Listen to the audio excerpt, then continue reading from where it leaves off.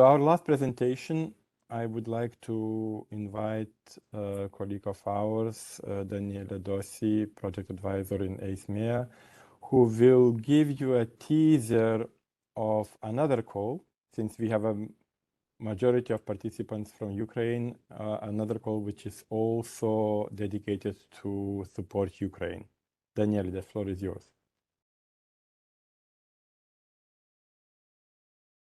Thank you very much, Ramunas, for giving us the opportunity indeed to provide the audience a little bit of a grasp of the Business Bridge call. A disclaimer, we're going to be running a similar info day as the one we have just had in about a week from now. So you're more than welcome to go on the EYEUA website and register for this info session, which indeed will provide you with a little bit of a policy context, more details on the eligibility, as well as going into the nitty-gritty of the financial aspects. Next slide, please. Now, what is the Business Bridge call all about? It's about a part of a wider effort to support Ukrainian businesses and prepare, most of all, their integration within the single market in response to supply and value chains disruptions.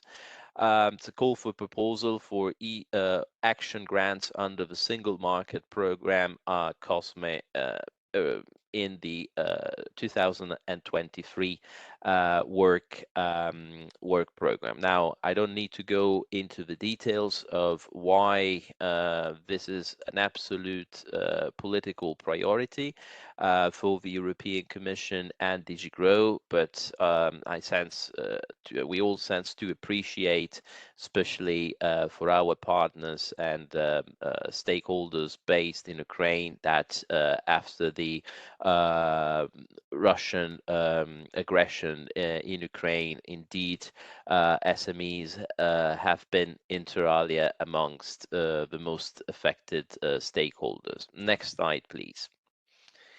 What are the objectives of the call? The objectives are, well, pretty straightforward, I should say.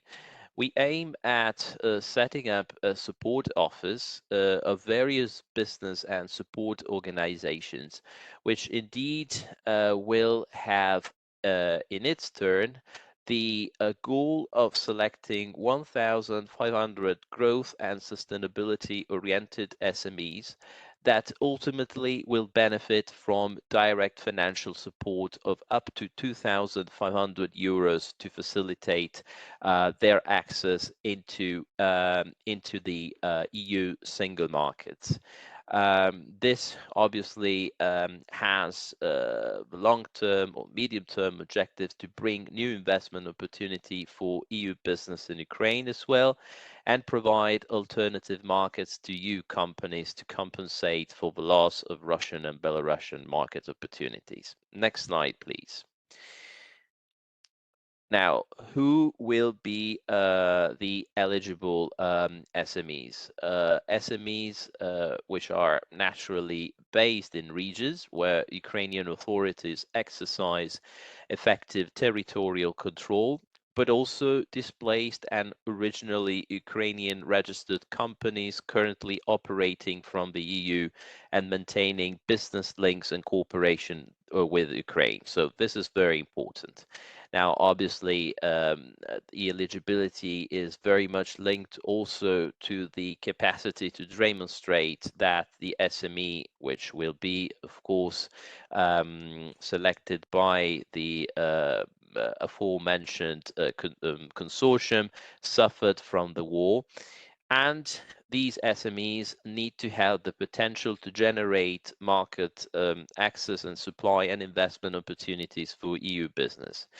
Now, we kind of have a look at all industrial ecosystems. So this is very important. We don't necessarily and specifically, are focused on having SMEs operating in aerospace or defense rather than energy-intensive industries or health, for instance.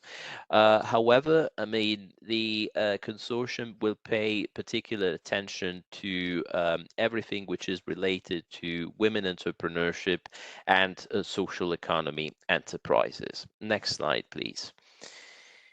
Now, main activities. This is a non-exhaustive list of what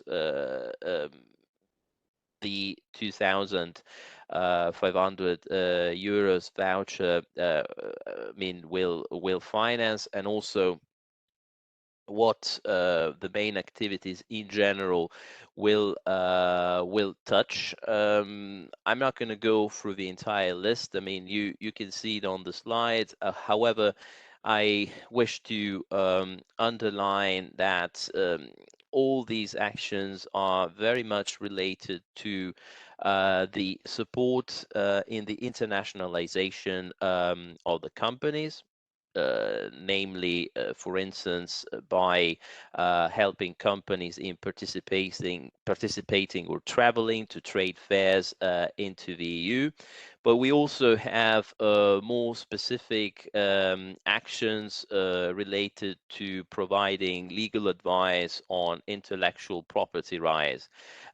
And also, as you can see, everything pertaining to technological audits, adaptation of products to EU standards and norm, and patenting and licensing costs. I mean, these are also very important aspects that sometimes prevent companies from fully benefiting from entering the single market indeed. Next slide, please. The nature of a consortium. Now, legal entities have to be established either in EU member states or in non-EU countries associated to the single market program.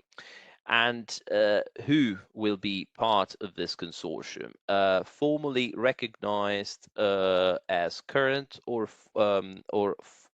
former Enterprise Europe Network members, Erasmus for Young Entrepreneurs intermediary organizations, or European Cluster Collaboration Platform members. Now, this is very much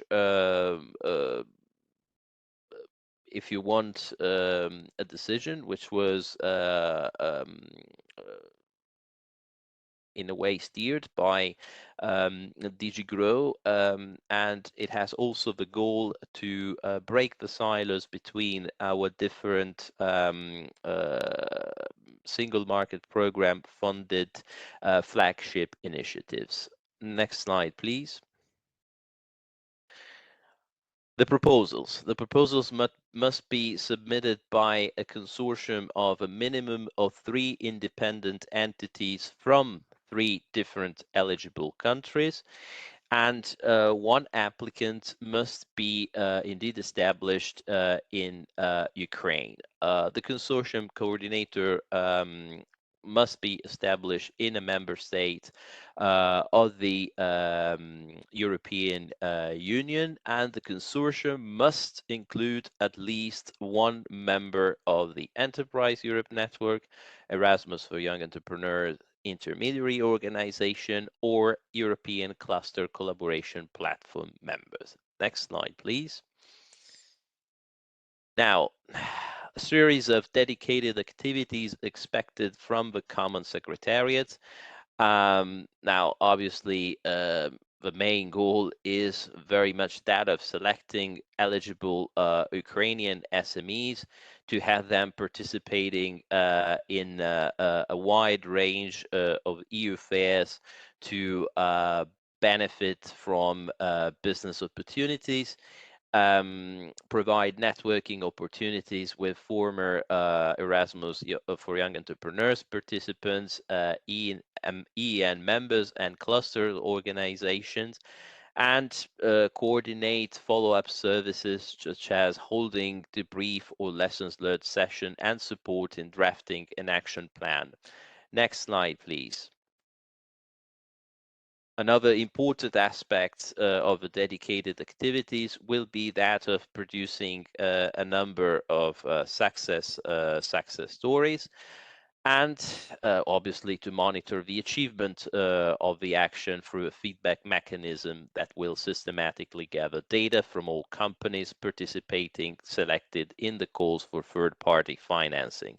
I also want to stress another important point, that the consortium as such will be strongly, I should add to this slide, strongly encouraged to work closely with various Ukrainian business support organizations, as well as export and investment promotion offices beyond the consortium member, and seek synergies with relevant EU initiatives. So this is very much an horizontal aspect of the call that I wanted to bring your attention on. Next slide, please. Now, the available budget. It's so first of all, what do we expect? We expect to fund one project underneath this call of about 4,500,000 euros, out of which 3.75 million must be dedicated to providing direct financial support to eligible SMEs, and 750,000 euros may be allocated to the cost of the consortium members to indeed implement the action. Next slide, please. Now, conditions for granting financial support to SMEs. Calls must be open, published widely, and conform to EU standards, open for at least 2 months. The outcome of the call must be published on the participant websites, and call must have a clear European dimension. Next slide, please.